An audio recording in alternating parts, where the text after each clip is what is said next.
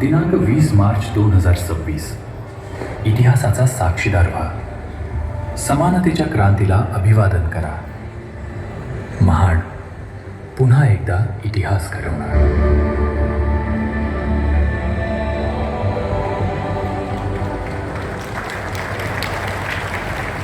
यानंतर सरतेशेवटी आपल्या सर्वांना मार्गदर्शन करते महाराष्ट्र राज्याचे सन्माननीय मुख्यमंत्री माननीय नामदार देवेंद्रजी फडणवीस साहेब. एकदा जोरदार टाळ्या झाल्या पाहिजे.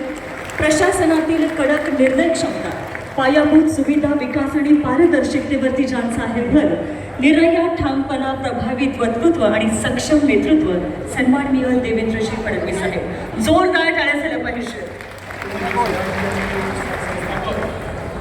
छत्रपती शिवरायांना मानाचा मुजरा करतो.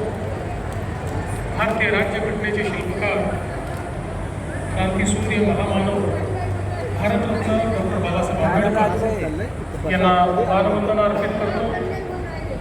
आजच्या या अतिशय महत्त्वाच्या दिनी मंचावर उपस्थित असलेले केंद्रीय राज्यमंत्री रामदास आठवलेजी, मंत्रिमंडळातील आमचे सहकारी संजय शिरसाटजी, उदय सामंतजी, भरत भोगावलेजी, अदितीताई तटकरे, विधानसभेचे उपाध्यक्ष अण्णा बनसोडेजी, मंगेश माकडीकरजी, धैर्यशील पाटीलजी, सुनील तटकरेजी, डॉक्टर ज्योतिताई वाघमारे, या ठिकाणी उपस्थित प्रवीण दरेकरजी, भाई केतकरजी, नागसेन कांबळेजी, पूज्य भदंत डॉक्टर राहुल बोधीजी, मिलिंद मानेजी, त्याचप्रमाणे जयदीप कवाडेजी, सुनील कविस्करजी, डॉक्टर हर्षदीप कांबळे, श्रीमती दीपा मुंडे मुधोळ, श्री किसन जावळे, श्रीमती नेहा भोसले, श्री संजय दराडे,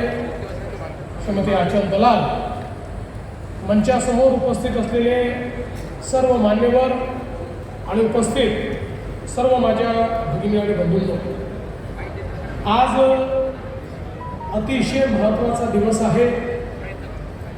भारतरत्न डॉक्टर बाबासाहेब आंबेडकरांच्या नेतृत्वामध्ये 14 तळ्याचं जे आंदोलन झालं त्याच्या शताब्दी वर्षाची सुरुवात आज आपण करतो. ही रायगडची भूमी अत्यंत महत्त्वाची भूमी आहे, कारण एकीकडे छत्रपती शिवरायांनी स्वराज्याचा संदेश याच रायगडच्या भूमीतून दिला आणि दुसरीकडे 14 तळ्याच्या आंदोलनातनं स्वराज्य हे समतेसोबत असलं पाहिजे, ती समता स्थापन करण्याचा संदेश हा भारतरत्न डॉक्टर बाबासाहेब आंबेडकरांनी 14 तळ्याच्या माध्यमातून दिला. आणि म्हणून मला असं वाटतं की अतिशय महत्त्वाचा अशा प्रकारचा आजचा दिवस आहे. मला सांगताना आनंद वाटतो की यावर्षी अत्यंत हे महत्त्वाचं वर्ष आहे. एकीकडे ज्यांना भारतरत्न डॉक्टर बाबासाहेब आंबेडकरांनीही गुरुस्थानी बघितलं ते महात्मा ज्योतिराव फुले यांच्या 200व्या जयंतीचं हे वर्ष आहे. वैराग्यमूर्ती गाडगे बाबा यांच्या 150व्या जयंतीचं हे वर्ष आहे. आणि 14 तळ्याच्या सत्याग्रहाच्या 100व्या वर्षपूर्तीचं अशा प्रकारचं वर्ष आहे.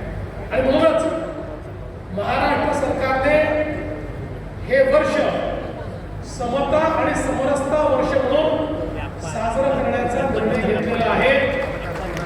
आपल्याला माहिती आहे आपल्या संविधानाने दिलेलं आपलं अंतिम उद्दिष्ट हे समता आहे.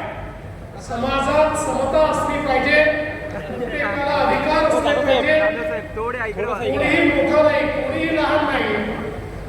या संविधानाप्रमाणे प्रत्येकाला संधीचा समान अधिकार अशा प्रकारची समता ही समाजात स्थापन करायची आहे. आणि या समतेकडे जाणारा रस्ता काय आहे तर तो रस्ता समरसतेचा रस्ता आहे की ज्याच्यामध्ये संपूर्ण समाज समरस होऊन समता स्थापित करेल.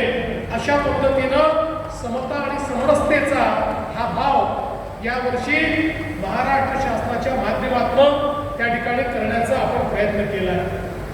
खरं म्हणजे आपल्या सर्वांना माहिती आहे हा जो काही 14 तळ्याचा सत्याग्रह झाला होता, एक प्रकारे भारताच्या इतिहासातला एक अत्यंत निर्णायक अशा पद्धतीचा हा सत्याग्रह होता.